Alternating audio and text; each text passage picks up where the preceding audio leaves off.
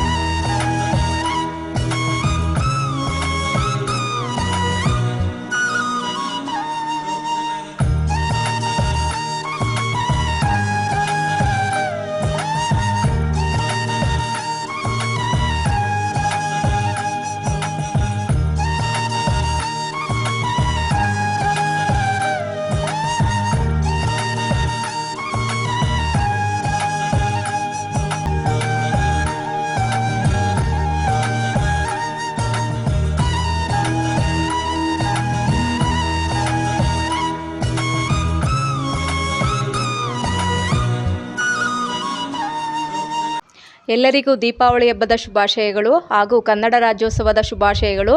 ಇಂದು ನಮ್ಮ ಶಾಲೆಗೆ ಕುದೂರ್ ನ್ಯೂಸಿಂದ ಬಂದು ನಮ್ಮ ಶಾಲಾ ಮಕ್ಕಳಿಗೆ ಪಟಾಕಿ ಹೊಡೆಯೋದ್ರಿಂದ ದುಡ್ಡು ಅಪವ್ಯಯ ಆಗುತ್ತೆ ಹಾಗೂ ಪರಿಸರ ಮಾಲಿನ್ಯ ಆಗುತ್ತೆ ಅಂದ್ಬಿಟ್ಟು ನಮ್ಮ ಶಾಲಾ ಮಕ್ಕಳಿಗೆ ಎಲ್ರಿಗೂ ಸಹ ಸಿಹಿ ಹಂಚಿದ್ದಾರೆ. ಅವರಿಗೆ ನಮ್ಮ ಶಾಲೆಯ ಪರವಾಗಿ ಹಾಗೂ ನಮ್ಮ STMCಯ ಪರವಾಗಿ ಹೃತ್ಪೂರ್ವಕವಾದ ಧನ್ಯವಾದಗಳು.